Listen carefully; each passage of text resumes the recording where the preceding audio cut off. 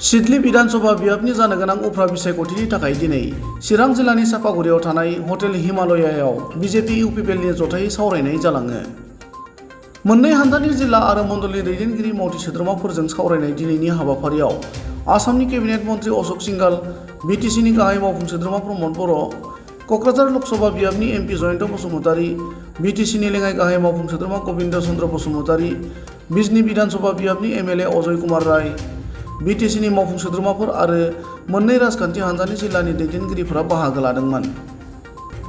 मोननै हान्जानि जथुमनाय दिनैनि हाबाफारियाव गुबैयै जानो गोनां उफ्रा बिसायख'थिनि बिजाथि आरो बिखौ देरहाहोनांगौनि सोमोन्दै गुवारै सावरायनाय जायो होनना मिथिहोयो। गुबुन फारसेथिं बिजेपि इउपिपिएलनि जथायै सावरायनाया दिनैनि बे हाबाफारियाव बाहागो लानानै मन्त्रि अशोक सिंघाल आरो बिटिसिनि गाहाय मावफुं सोद्रोमा प्रमद बर'आ खौरांगिरिनि सिगाङाव ओरैबायदि फोरमायो। ইউপিপিএল এজিপি দলৰ লগত আমি মিটিং কৰিলোঁ, কোঅৰ্ডিনেশ্যন কমিটি কৰা হ'ল আৰু মানে তিনিটা পাৰ্টি মিত্ৰজোঁটৰ তিনিটা পাৰ্টিৰ কাৰ্যকৰ্তাৰ মাজত বহুত উৎসাহ আছে। সকলোৱে একগোট হৈ মিত্ৰজোঁটৰ পাৰ্টিক বিপুল ভোটত জিকাম বুলি সংকল্প লৈছে আৰু অহা দিনবোৰত দিনে ৰাতি একেলগত কাম কৰি আমি এই সংকল্পটো সম্পূৰ্ণ কৰিম বুলি আমি সিদ্ধান্ত লৈছোঁ। প্ৰাৰ্থী কোনোবাইতো সময়মতে গম পাব আপুনি।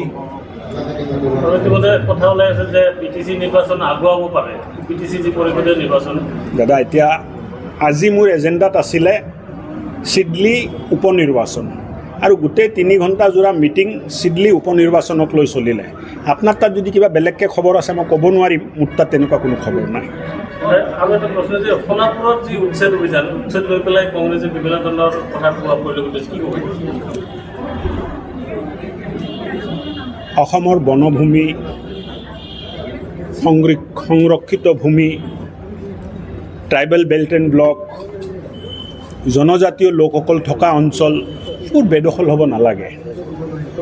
কাৰণ এই জনজাতি সমাজে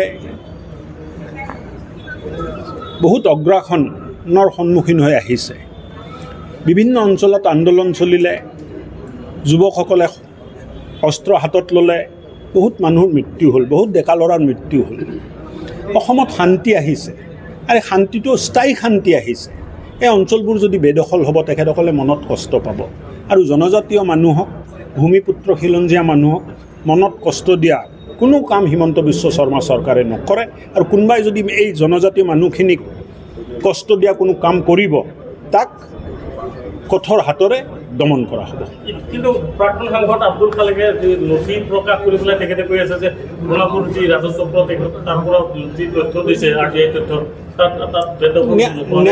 ন্যায়ালয় আছে, ন্যায়ালয়ে বিচাৰ কৰিব। তেনেকুৱা যদি কিবা তথ্য আছে তেখেতৰ হাতত, তেখেত ন্যায়ালয়ত যাব লাগে। 2025 যিহেতু বিজেপিয়ে অকলে খেলা সিদ্ধান্ত কৰিছে বিটিচি নিৰ্বাচনত, সেইটো প্ৰভাৱ উপ নিৰ্বাচনত পৰিব নেকি? 2024 চলি আছে, 2025 আহিলে 25ৰ কথা ক'ম। তেখেতলোকে দেখা গৈছে বিটিচিৰ কাৰ্যবাহী সদস্য অৰুপ কুমাৰ দেৰ বিৰুদ্ধে কেইবাটা অভিযোগ উত্থাপন হৈছে। EM হোৱাৰ বাবে হাৰি যাব নেকি? EM অৰুপ কুমাৰ দে দুজন সাধাৰণ মানুহক মাৰপিট কৰাৰ ঘটনা পোহৰলৈ আহিছে। থানাত FIR দিয়া হৈছে, চৰকাৰী কৰ্মচাৰীকো মাৰপিট কৰিছে। কিন্তু ৰাইজে প্ৰশ্ন কৰিছে EM হোৱাৰ বাবে হাৰি যাব নেকি? মইতো তেনেকুৱা এতিয়া পোৱা হয়তো হৈছে ঘটনাটো, কিন্তু মোৰ নলেজত নাই কাৰণে মই কমেণ্ট নকৰোঁ। কি আলোচনা?